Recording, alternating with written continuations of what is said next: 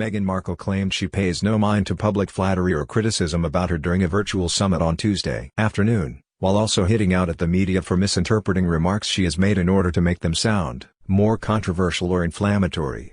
Despite insisting that she does not focus on anything said or written about her, Meghan defended herself against past controversies, alleging that any time anything she has said ends up being inflammatory, it only comes a result of people's interpretation of it. "If you listen to what I actually say, it's not controversial," she added. The 39-year-old's comments during the Fortune's Most Powerful Women Summit came just hours after the Duchess of Sussex lost her latest court battle against the Associated Newspapers, publishers of the Mail on Sunday, to prevent the publication from using an explosive biography written about her private life as evidence in its defense case. With nothing underneath shirt, shop it here. By now you're forgiven if you think a striped shirt is suitable only for the office because it's far from having been championed by Hailey Bieber, Alessandra Ambrosio, and Gigi Hadid. The classic piece has been elevated to a sartorial savior you can wear with jeans, dungarees or tailored trousers. The Duchess of Sussex clearly agrees, as she donned this relaxed, fit striped shirt for a panel appearance via Zoom. This covetable piece hails from With Nothing Underneath. Founded in 2017, WNU is on a mission to provide sustainable and ethically made shirts at an affordable price point. It's hardly surprising that Meghan is a fan. Fancy following in Meghan's footsteps? Click right to bag this shirt for yourself for just £85. Alternatively, peruse the best of the rest courtesy of our carousel below. We've got every budget accounted for. If you listen to what I actually say, it's not controversial. Meghan, the Duchess of Sussex, joined the Fortune MPW Summit and shared her advice for speaking out on important issues. https://d.co/peaceandfrdtqpic.twitter.com/4bj9botud. The incredibly flattering unauthorized biography, Finding Freedom, was published in August and features a host of intimate information about Meghan and Harry from an array of anonymous friends and sources. Meghan is accused of feeding personal information to the writers of the book, Omid Scobie and Carolyn Durand, to set out her own version of events in a way that is favorable to her, or authorizing others to do so. The latest High Court ruling now means Finding Freedom can and will be used as evidence in the Duchess of Sussex's privacy battle against Associated Newspapers. Meghan is suing the Mail on Sunday and Mail Online's publishers for printing in February 2019 extracts of a letter she wrote to her estranged father Thomas Markle. She claimed that it breached her deepest and most private thoughts and feelings, and that she had not given permission for the letter to be made public. During her virtual conversation with senior Fortune editor Ellen McGirt, however, Meghan insisted that she does not actually focus on anything written about her, be it negative or positive, turning to a quote from artist Georgia O'Keeffe to express her views about flattery and criticism. "I have already settled it for myself, so flattery and criticism go down the same drain and I am quite free," she quoted, while adding her own sentiments, claiming that she feels liberated from opinions about her. "And the moment you are able to be liberated from all these other opinions of what you know to be true, then I think it's just very easy to just live with peace and live with authenticity," she said. "And that is how I choose to move through the world." The words are at odds with Meghan and Prince Harry's ongoing war against the media, which has seen the Duchess of Sussex repeatedly decry the toxicity that she believes the couple has faced. Shortly before sharing the O'Keeffe quote, Meghan once again took the opportunity to lament the spread of misinformation in the media and online, insisting that people have to take it upon themselves to stop contributing to or even clicking on misinformation and report anything that they believe is wrong to ensure that only the facts are getting out there. Meghan, who is speaking from the $14 million Santa Barbara home she shares with husband Prince Harry and their one-year-old son Archie, also hastened to warn that people's interactions both on and offline are being negatively impacted by bots and trolls. "It's like we live in the future when you're talking about bots and trolls and all of these things," Meghan said according to HuffPost. "It seems so fantastical, but that's actually the current state of affairs and that is shaping how we interact with each other online and off. And that's the piece that's important. It is not just an isolated experience. It transcends into how you interact with anyone around you and certainly your own relationship with yourself." Meghan suggested that the pandemic has provided many people with the opportunity to reset, describing the global COVID-19 outbreak as a moment of reckoning that has spurred a re-evaluation of what really matters. For Meghan, she says her focus has been on husband Prince Harry, 36, and their one-year-old son Archie, explaining that family has been her main priority throughout this time, during which the Sussexes moved out of Tyler Perry's Beverly Hills mansion and into their own California home. "For me, "It's been amazing to spend time with my husband and watch our little one grow, and that's where our attention has been," she said. However, she added that she and Harry have also been working on their new charitable venture, the Archewell Foundation. Although little concrete information about the organization's work has been made available thus far, Meghan explained that the couple is working to figure out how they can be a part of the change of energy that so many people are craving right now, both online and offline. "Part of our focus with the Archewell Foundation is to just ensure that we are helping foster healthy, positive communities, online and off, for our collective well-being," she added. During the conversation, Meghan also addressed a virtual speech that she made to graduates at her alma mater, Immaculate Heart High School in Los Angeles, during which she spoke about Black Lives Matter and the death of George Floyd. According to the Duchess of Sussex, she was in tears ahead of the online event thinking about the heartbreaking subject matter of the speech.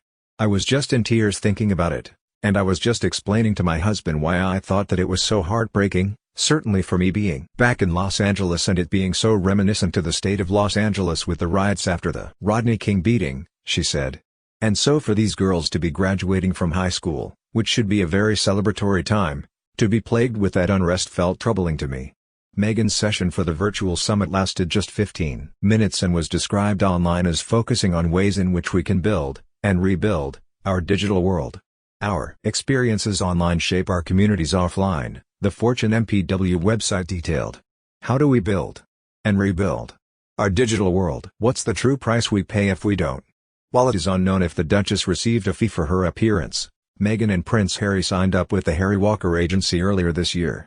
At the time, branding experts revealed they could earn as much as $1 million for a speech through HWA, which calls itself the world's one exclusive speakers agency. Meghan has taken part in a number of virtual summits and talks during quarantine, both with and without her husband Harry. During many of these conversations, the Duchess of Sussex has hit out at the media, saying during the 19th Represents 2020 virtual summit in August that both she and her husband believe there is too much emphasis on salacious details and toxicity. Weeks earlier, she addressed the Girl Up Leadership Summit, during which she warned young female participants about focusing too much on negative online voices. Earlier this year, Prince Harry also spoke out about social media, warning that it is stoking a crisis of hate, and urged companies to rethink their roles in advertising on digital platforms. In an opinion piece for business magazine Fast Company headline "Social Media is Dividing Us. Together, we can redesign it," Harry said that social media, as it currently stands, is unwell. The former senior royal said he and Meghan had spent weeks working with business leaders and marketing executives on the issue to try and introduce changes. "The digital landscape is unwell and companies like yours have the chance to reconsider your role in funding and supporting online platforms that have contributed to, stoked, and created the conditions for a crisis of hate, a crisis of health, and a crisis of truth," he wrote. He called for online communities to be defined more by compassion than hate, by truth instead of misinformation, by equity and inclusiveness instead of injustice and fear mongering, by free, rather than weaponized, speech. The couple were forced to drop the Sussex royal branding as part of their release from the firm, starting an Archewell Foundation instead, and are thought to be waiting until after the pandemic to announce any further details on their charity or any new social media accounts they may be launching. The couple revealed their new charitable foundation Archewell in April, which will incorporate the causes close to their heart, and said the Greek word in the project arch, meaning source of action, was the inspiration behind the name of their son Archie Mountbatten, Windsor. The couple submitted an application for their non-profit foundation to be called Archeway with the United States Patent and Trademark Office on February 28. Harry and Meghan said they were focusing their efforts on the coronavirus pandemic but felt compelled to reveal details of the venture. Meghan Markle today lost her court fight to block claims she co-operated with the authors of an explosive book about her private life or allowed her friends to. The Duchess of Sussex, 39, is accused of feeding personal information to the writers of Finding Freedom, to set out her own version of events in a way that is favorable to her. The High Court ruling by Judge Francesca Kay means that the book will now feature as evidence in Meghan's high-stakes privacy battle against Associated Newspapers, the publishers of the Mail on Sunday and Mail Online. It also means that she could be questioned under oath about her involvement with the book, which tells the story about her life with the Duke of Sussex. Meghan is suing the Mail on Sunday for publishing in February 2019 extracts of a letter she wrote to her estranged father Thomas Markle. She claimed that it breached her deepest and most private thoughts and feelings, and that she had not given permission for the letter to be made public. Finding Freedom, which the newspaper argues she collaborated with the authors on, was published in August, weeks after lawyers for the newspaper had submitted its defense. Last week in a pre-trial hearing, the Publishers Associated newspapers asked the High Court for permission to include her alleged co-operation in finding freedom as part of their defense when the trial starts on January 11. The Duchess's own legal costs are predicted to be £1.8 million for the 10-day trial, when she is also expected to give evidence. Her legal costs for the pre-trial hearing were revealed to be just under £140,000, and she was also ordered to pay the newspaper's costs of £39,000. Lawyers for the newspaper claimed it was difficult to see how Meghan could complain about extracts of her letter to her estranged father being published when she and Harry had helped with Finding Freedom, which exposed their private thoughts and feelings. At the preliminary hearing, Anthony White QC said the biography gives every appearance of having been written with their extensive co-operation. The book contains a great deal of detailed information about Meghan's personal life, including a number of passages referring to her relationship and communications with her father, and a section referring to the letter which is at the heart of this case, he added. He argued that the Duchess, either directly or through friends, allowed the bombshell book to use intimate details to paint a favorable picture of her life. Meghan's lawyer Justin Rushbrook QC asked for permission to appeal against the ruling allowing the amendments to the Mail on Sunday's defense. The barrister said the inherent improbability of Meghan having co-operated with the authors of the biography could be demonstrated by simply comparing what the defendant's own articles said with what the book said about the letter to her estranged father.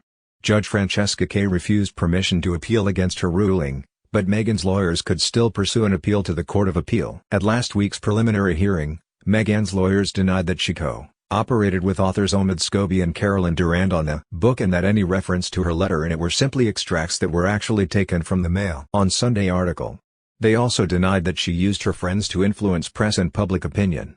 In a written submission, Mr. Rushbrook QC said, the claimant and her husband did not collaborate with the authors on the book, nor were they interviewed for it. Nor did they provide photographs to the authors for the book.